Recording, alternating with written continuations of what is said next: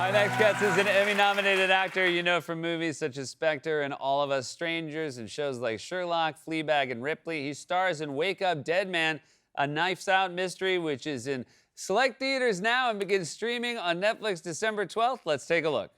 His book sales and popular standing have been in slow decline, but he'd spent the last year writing a massive book about Wicks. His teachings, my reflections, essays and recollections of an acolyte at the feet of a prophet. The Holy Man and the Troubadour. I found it a tough read, but he pinned all of his hopes on it. This is my last chance ticket out of Substack hell. I can't take it anymore. My readers these days, I mean, they are survivalist freaks. They all look like John Goodman in The Big Lebowski. Please welcome back to the show our friend Andrew Scott, everybody.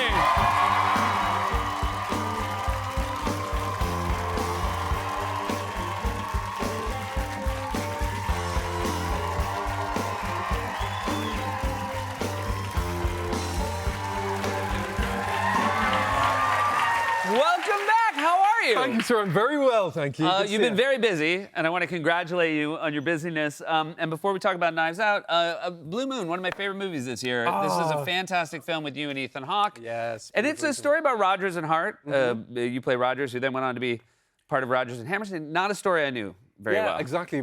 This is Rodgers and this is Hart. And yeah, this is the movie is set on the opening night of Oklahoma, which is a Rodgers and Hammerstein musical. And it's got this extraordinary performance by Ethan Hawke. Yeah. And you had to do an extraordinary performance, which is you had to pretend that Ethan Hawke was that short the whole movie. I did, exactly. It seems like an amazing thing. Like, you know, Ethan was talking about, like, there were, like, little, like, I mean, like, little sort of little ruts for him to walk through. Little hobbit troughs. Yeah, exactly. Yeah, because Ethan is actually, I think, a little taller than me. Yeah. But yeah, he's completely transformative in it, and yeah, I'm so proud of him, and the movie is wonderful. It takes place, you see it at Sardi's, which is famously here in our theater district, but they built a Sardi's in Dublin, shot it there. My hometown. So I'm wondering, when you shoot in your hometown, is it great, or do you have the burden of sort of having to show all your American cast mates around? The best place to get a pint of Guinness. Yeah. You do a little bit. Ethan was working very, very hard. Yeah. Because you know it was all set in one night. So it was all shot in about 17 days or something. But I just love going home because you don't get to film that much at home. And but all the supporting artists, you know, who are supposed to be like New York glitterati, were all from Dublin. So they'd leave like the you know, Sardi's, and they'd be all speaking in a really, really thick accent when they get out, and their big fur coats and everything. But it was completely beautiful. We had an amazing Irish cast and crew, so it was beautiful to shoot that. Ethan nominated for a Golden Globe. I hope that you find your way to some as well. I heard a terrible award show story. You've been in some wonderful award shows. Golden Globes. Yes. My favorite of all of them to be at. Yeah, fun. Would you say? Yeah, really fun. But well, at the Screen Actors Guild Awards about 5 years ago, when we were doing on the trail for Fleabag, I passed a kidney stone during the. I don't know if anybody's ever done that, but I don't recommend it. It doesn't have a great reputation. It's not for fun. No, it's not. It really isn't. So you did it for fun. It was like a hobby. Why not? Jazz this up a bit. But for anybody who's ever passed a kidney stone, it sends you within 3 seconds across the room with pain. Yeah. And we were sitting down, and Laura Dern, I always remember this. Laura Dern had won a prize for acting, and we were like, yay! And we were standing up. And by the time she'd reached the podium, I was crawling out, you know, because obviously there's a lot of cameras there. Right. You know, it's an award show. And I was ripping off my tux, and I was at the back, and, you know, people were like, what the is going on with that guy? And I went, and, you know, you go through this terrible, terrible pain, and I left. But I'm very proud of the fact that I left in an ambulance, and nobody ever. You left in an ambulance? Nobody ever knew, till now. That's fantastic. That is. Pretty cool, right? Talk about, I mean, the level of acting that requires. That's really. But now, had you won that evening? Do you know what? We were up for loads. Yeah. Actually, no, we didn't win. Maybe that's. No. You famously, every time you lose, you pass a kidney stone. I pass a kidney stone. I've only ever passed one kidney stone. But yeah, it was pretty crazy. And I went again this year to the same award show, and I thought, oh my God. Yeah. this is triggering. Yeah. I would only imagine. Isn't that horrific? Oh, it's It's sort of good. I was sort of in one way quite no, because they're long. Those shows are long. So give me something to do. You were like, oh, No, but thank God. Everybody was. It was so dramatic because Phoebe is one of my best pals, and she did win that evening. Yeah. I suddenly remembered, and she was just so kind. She was just like dashing in back in front to see if I was okay. And Oh then my God. wanted to make a. So it was very show busy. Yeah. Well, I'm glad it all worked out. Thank you. So far. Congratulations. I'm so. Oh no. Come on, this hasn't been that long. This hasn't been that long. Yeah, but it feels it. It feels it. Knives Out. These are so fun. They're Yeah. such wonderful ensembles, like full of great actors. cool. It makes Yeah. it so much fun to watch. Yeah. We had your castmate Josh O'Connor here. Yeah. And we were saying it's a little unfair. He's playing a priest in the Mm-hmm. film, and you kind of are famously like our generation's priest.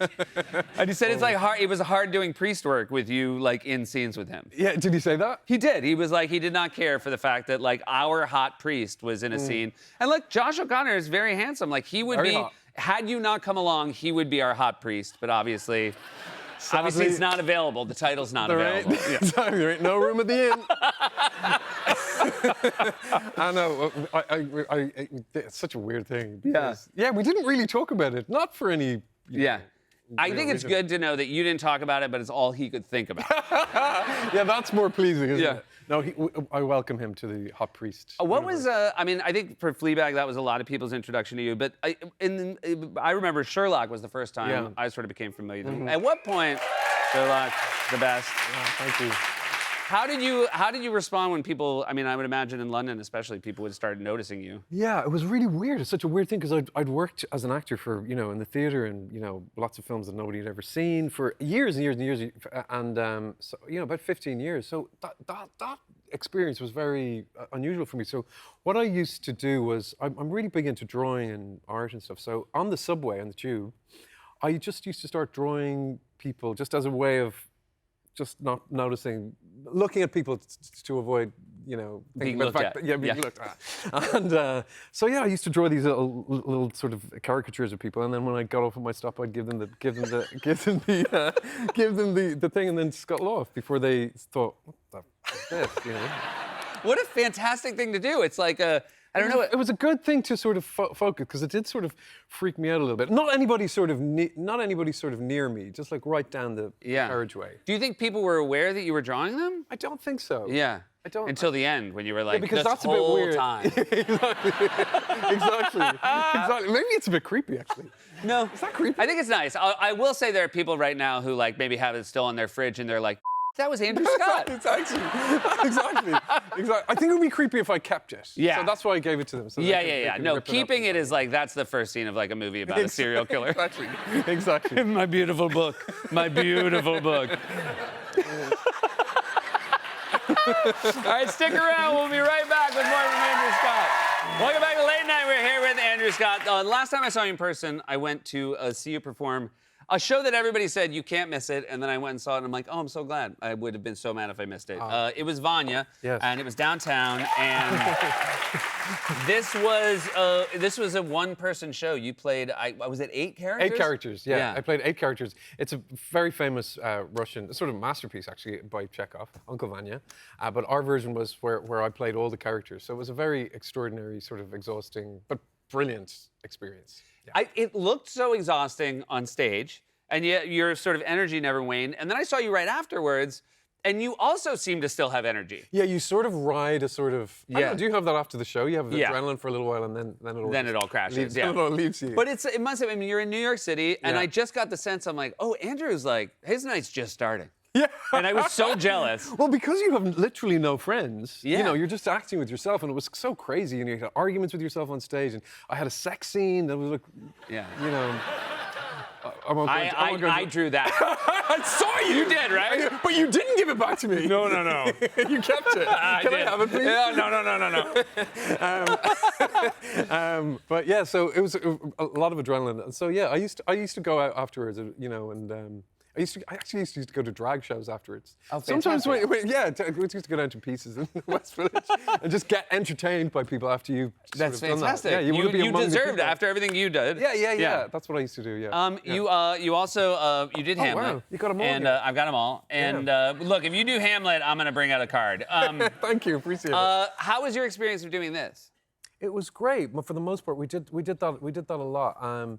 You know, we had one very strange experience when I was doing To Be or Not to Be, the famous, you know. Yeah.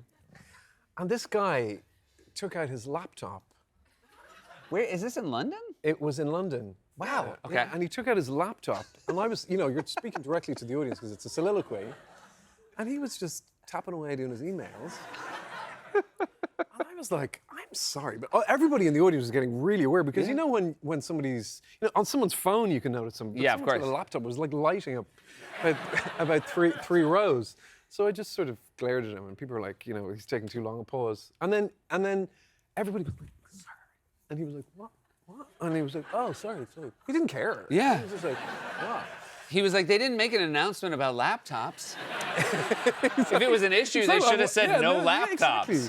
I turned my phone off. Exactly. Isn't that so crazy? This I forgot to show this, which is your crew in Vanya surprised you.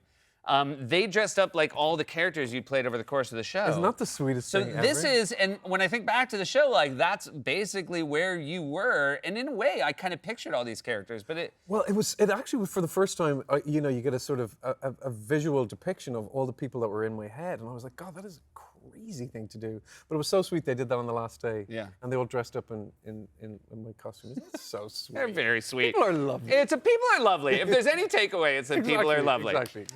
Hey, it's so great to see you again, Great to see Andrew. you too. Such Thank a you so much. pleasure. You guys, Thanks so much. Andrew Scott, everyone, Wake Up Dead Man, A Knives Out Mystery is in select theater now and begins streaming on Netflix December 12th. We'll be right back.